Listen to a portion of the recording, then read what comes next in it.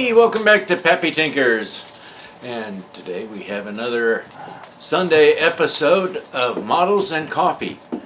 Notice I didn't say model cars and coffee. But before we get to that, I want to give a shout out to Rambler69. Sent me one of his shop cards. Old Tom. Old Tom is a great modeler, and if you don't know him, you're missing out on some of the best models that you'll see on YouTube. Plus, he's a heck of a guy. And he's got one of those voices that is perfect for video. So, thank you for your card, Old Tom.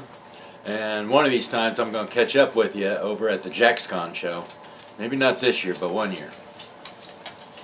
Anyways, you might, I don't know, did I say it already about not saying model cars and coffee? But this is just models and coffee, because right here I have a Panzer IV that I built many years ago. And give me just a second and we're going to zoom in the camera a little bit so I can show you what I did with this wonderful little kit. Gosh, I'm filming, bubbies.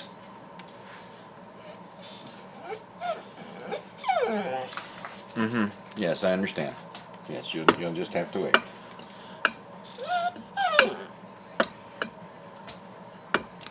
This is a Tamiya Panzer IV version D, I believe. They call it Option D. I'll probably print it up on the screen somewhere so you can see what I'm talking about. But the D version had the short 75mm gun on the front like this one did. For those of you who have not built Tamiya kits, whether it's armor or automotive, they are beautiful kits to put together, just as this one was. This is one of their older versions that didn't have quite as many details as some of the new ones, but it still goes together perfectly. And ignore my pieces falling off here. But I built this as a version that would have appeared in North Africa in World War II, and you can see the Africa Corps signs. I wanted to build it as a vehicle that had only spent a few weeks over in the desert, so it only has a light weathering on it from being in the dust. I built up the base on it and just kind of the Africa scene with a little bit of scrubs all around, and put it so that it could all be kept reasonably dust free, even though it was supposed to be in a dusty environment. And my original plan was to build two versions. The recent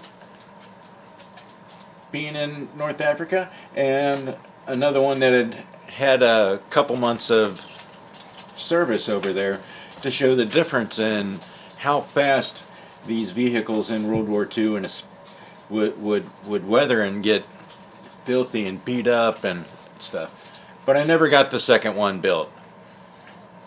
So I thought I'd just go ahead and show you guys this one here today.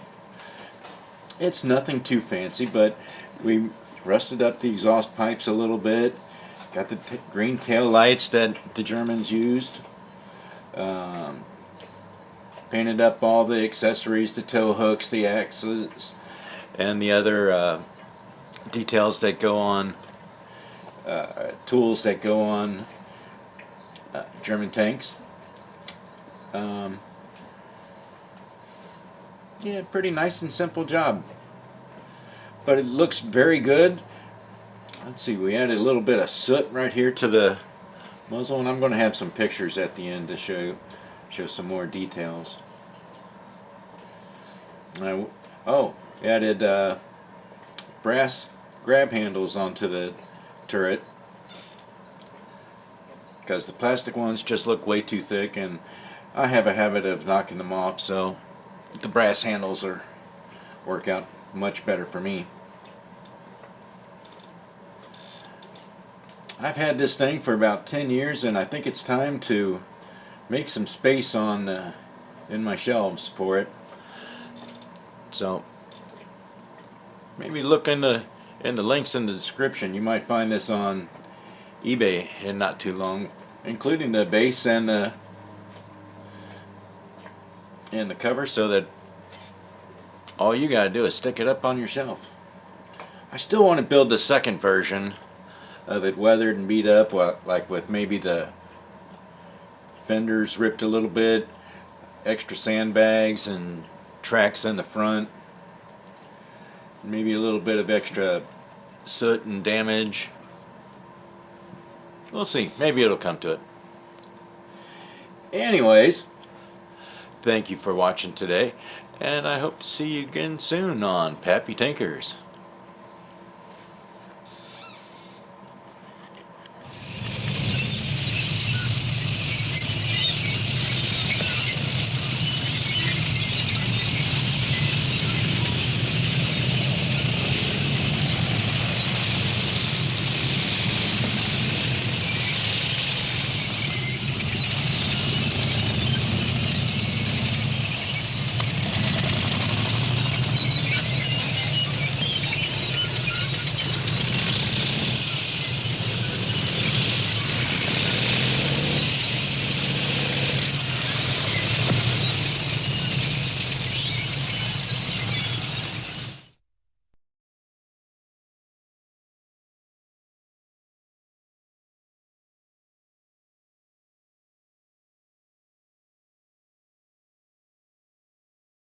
Whether you're painting model cars, armor, big rigs, t-shirts, or even people, Gallery has the right products for you.